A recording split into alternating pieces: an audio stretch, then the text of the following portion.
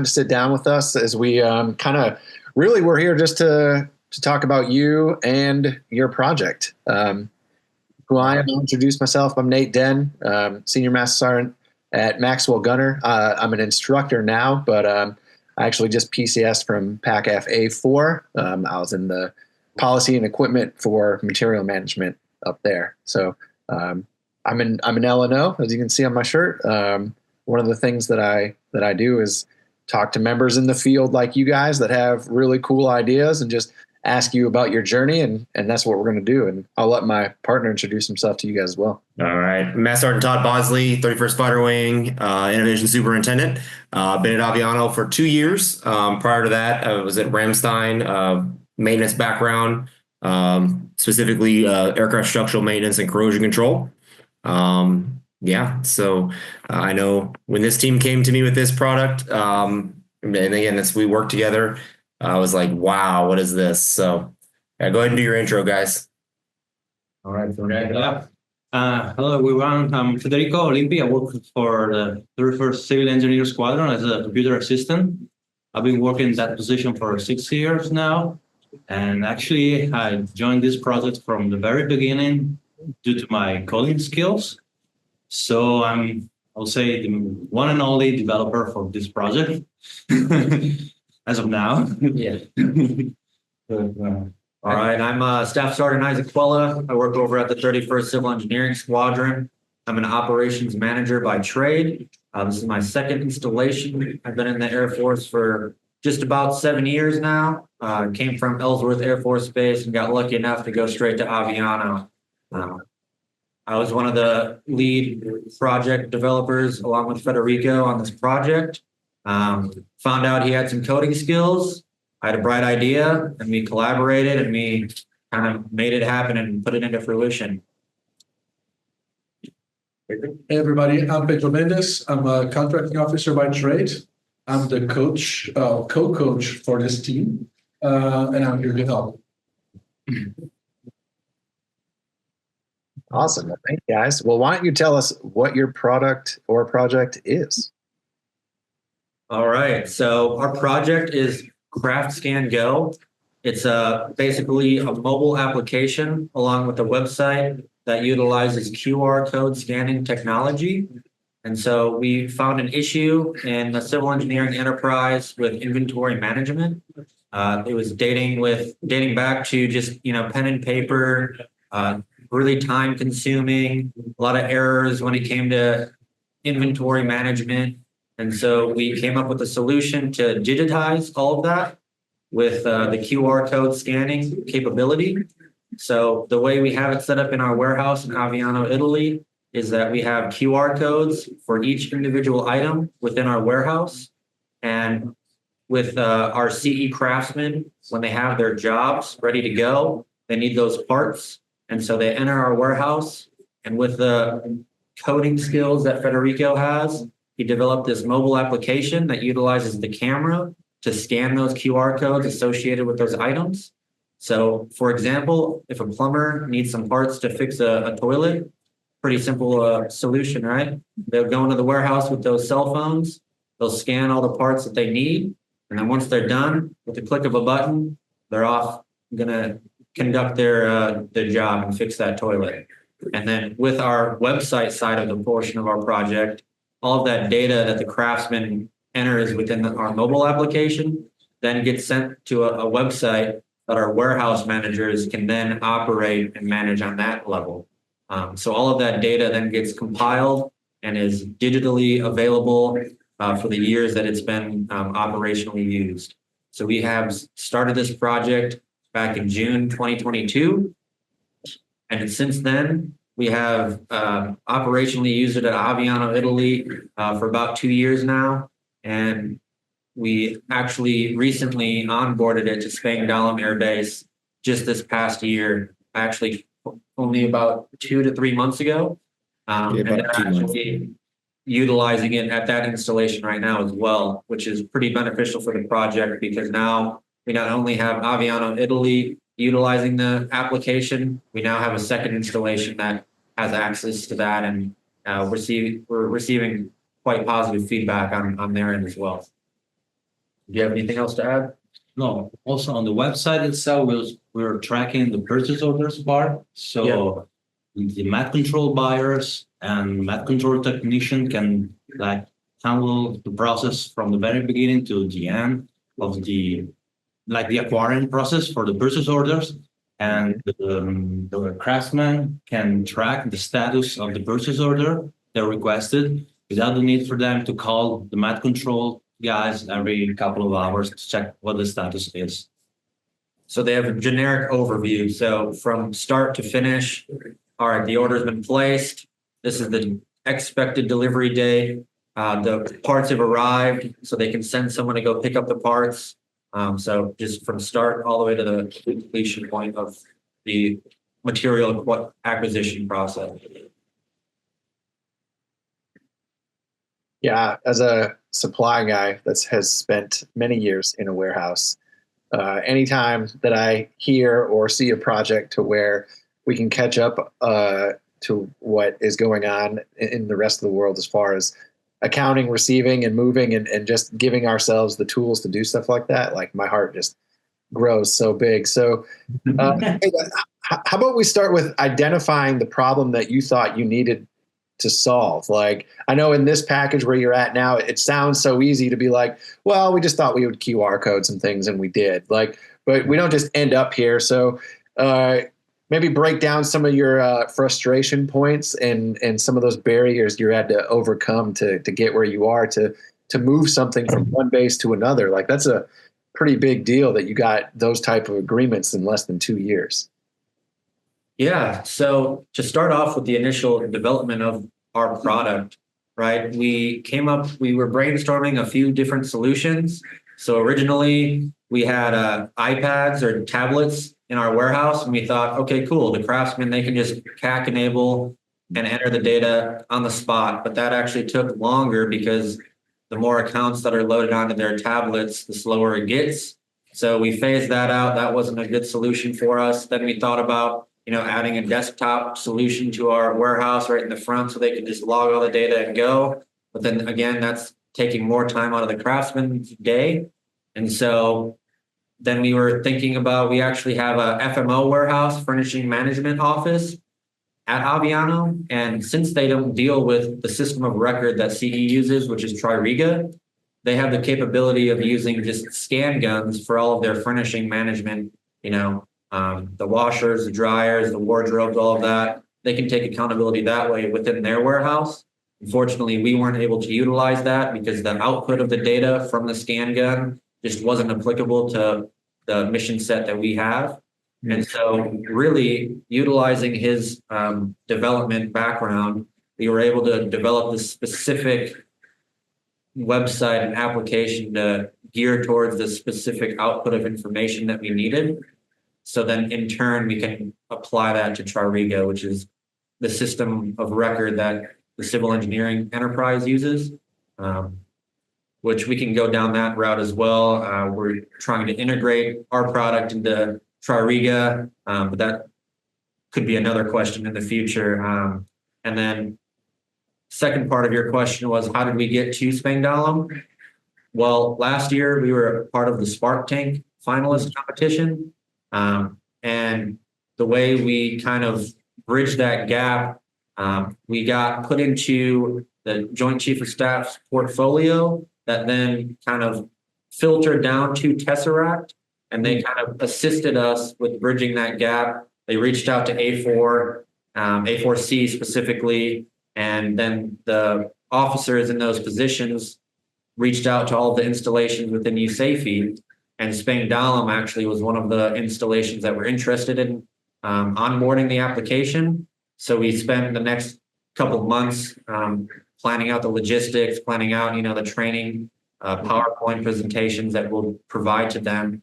So it was a lot of planning that we had put into that, but eventually we figured out all the planning piece to that, and we spent a week at that installation, installing the application, training the team members there, figuring out all the kinks and all the issues within their mission set, because it's not exactly the same as ours at Aviano. So those were other obstacles that we had to overcome, right? We found out as soon as we arrived that they had like a completely different process.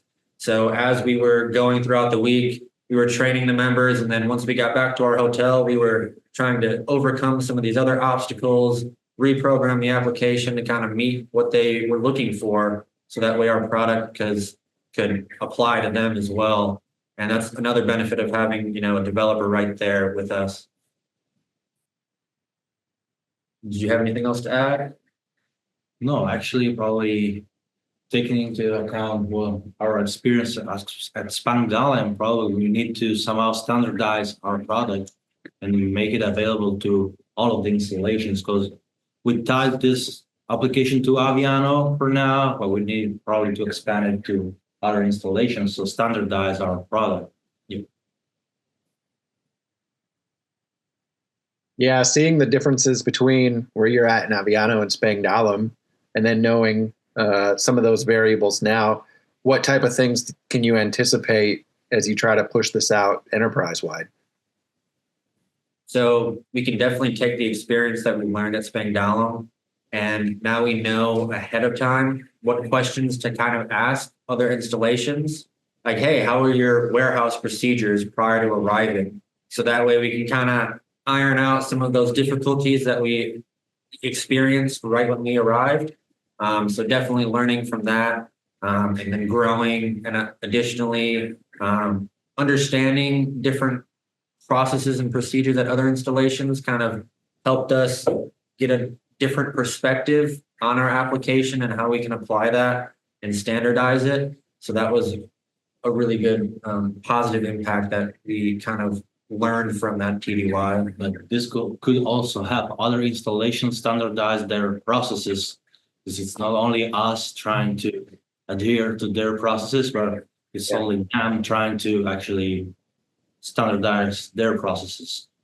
So kind of standardize the entirety of the Mac control, like warehouse procedures, Air Force wide, which would be a benefit for not only us, but the Air Force as well.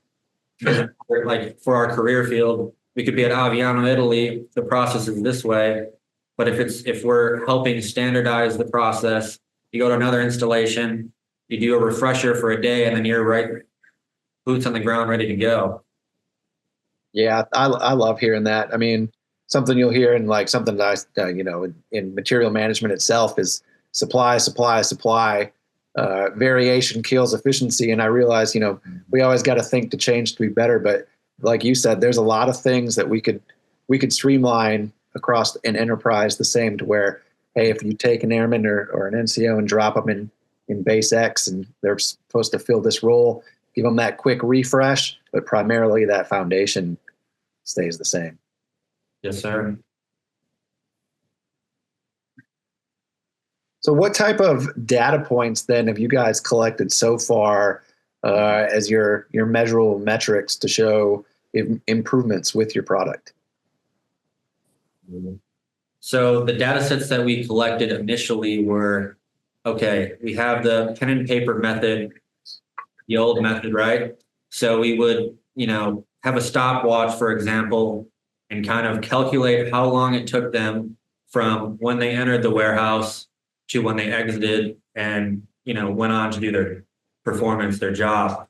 And so calculating the time it took for them to go from point A to point B, we were establishing that metric along with the warehouse manager piece, right? That information has to go somewhere. So all of that data that was collected on that clipboard, right, has to be input at some website, some avenue to where it can be, compiled for the leadership above, kind of understanding, okay, this is all the inventory that's been taken from the warehouse, right? So kind of also measuring how long the warehouse managers took to input that data compared to now having CraftScan Go up and running. So now we're, timing how long it took the craftsman to grab the phone, scan the items, leave the warehouse. Okay, we have that measurement piece. And then additionally, on the warehouse manager side, they have a website, right, that has all that information. They don't have to decipher everybody's handwriting. They don't have to sift through all the papers, right? oh, they might misplace something, and then, oh, there goes 10 logs of inventory not being addressed because the paper's gone. So everything is just in one place, digitized. And so then we would have a stopwatch, track how long it would take them to, basically copy and paste into Tririga, our system of record in CE. And then that was kind of rough estimates, right? Because initially we weren't expecting to expand to other installations. We just wanted to fix the issue right there at Aviano. We were not thinking bigger picture, right? We just wanted to fix the issues we had prevalent to us right then and there. But then once we started onboarding to Spangdahlem, some of the conversations that we had were, okay, before we get there, boots on the ground, we'd like you to take 30 days, 60 days before we get there and just provide us some data sets of how long it takes the craftsman to go into the warehouse, pick up the material, go, to kind of get more solidified data. Because when we first initially captured that, it's kind of rough estimates. They weren't exactly, polished data sets. But now that we have Spangdahlem onboarded, they provided us, quite accurate data. And then now they're going to spend the next 3 months calculating with CraftScan Go onboarded to really see the significant impacts that CraftScan Go has for their installation. So, did you have anything else to add? No? I have a question. Yep. So for connections with the systems of record, like API connections and all that, have you encountered any roadblocks? How is it going with that? Well, so actually, one of the solution we came up with was having an export, a CSV or an Excel spreadsheet that as of now, we can't export from our system, but there's no way as of now for Tririga to import those data into their system. So our goal, if not an API, would be having them integrate an Excel import or a CSV import into their system. And it seems like they're working on some of these functionalities, right? But we still need to talk to them. So the biggest roadblock we're seeing with that is just getting in contact with the right office, the right individual that has that stakeholder position, that program manager position for Tririga, and identifying what kind of obstacles we need to adjust our project with to match the import feature that they're developing for Tririga. To kind of give you background and context, we had a meeting with AFCEC, the office that manages or oversight of the contractors who deal with Tririga.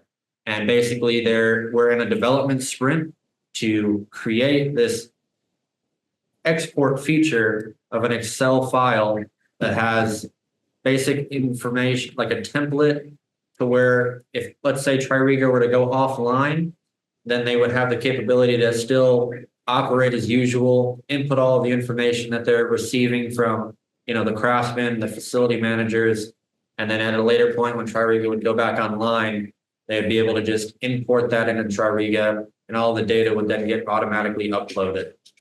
Our idea was we have the companion app, CraftScan Go, our project. We want to mirror that export file, that Excel file, so that way, instead of only using that export import feature when Tririga is offline, we could just converge our project with that feature that they developed. So that way it's just a seamless integration. So all of our information and all of our data that we're receiving on the craftsman on the application side of their cell phones, it would just automatically get uploaded once that feature is developed.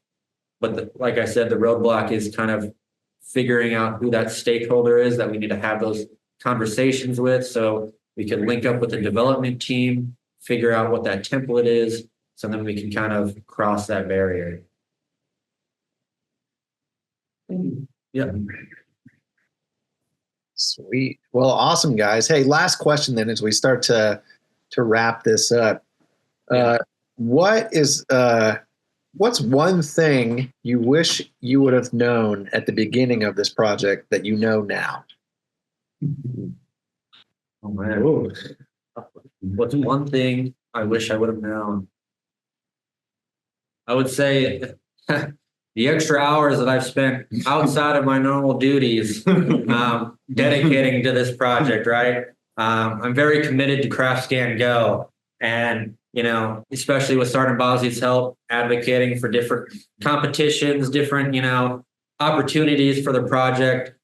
Me and him, we spent a lot of hours after work, refining some of our presentations, refining certain pitches that we have to send up to the competitions that we're a part of, along with Federico's input, right? But after saying all that, that's not a downside. I'm very dedicated towards this project, so I'm grateful that we have these opportunities. I don't mind, working after hours to get this stuff done, because honestly, this is my favorite part of my job. Although it's not my main duty, it's one of my things that I always look forward to, taking the time out of my day to kind of get after it. And if I can add something, I actually didn't expect this project to get this far. I have to be honest. Yeah. No, I think that's an awesome response, both of you. Like I said, I've done a few of these interviews with different products, and the thing that perseverance of the people on those teams is always amazing, and the passion that you guys have. But really, what you highlight is the stuff that you just don't know. Like, as you mentioned, all you wanted to do was come up with a good solution for the tactical impact in your warehouse. And the next thing you know, a few years later, with some hard work and just sticking with this thing that you knew would make something better, and now you're knocking on the door of enterprise Air Force level solutions. Yes, and that's a testament to you guys and your team. You've had help along the way, but that's you. So hopefully this is another positive inject point that's showing you that hard work is definitely impactful. And thanks for not only trying to make the Air Force better, but sticking with it and taking the time to chat with us today. Yes, sir. Thank you for the opportunity. We really appreciate it. Thank you so much. All right. Take care, guys. Thank you. All right. Hey, thank you, Nate.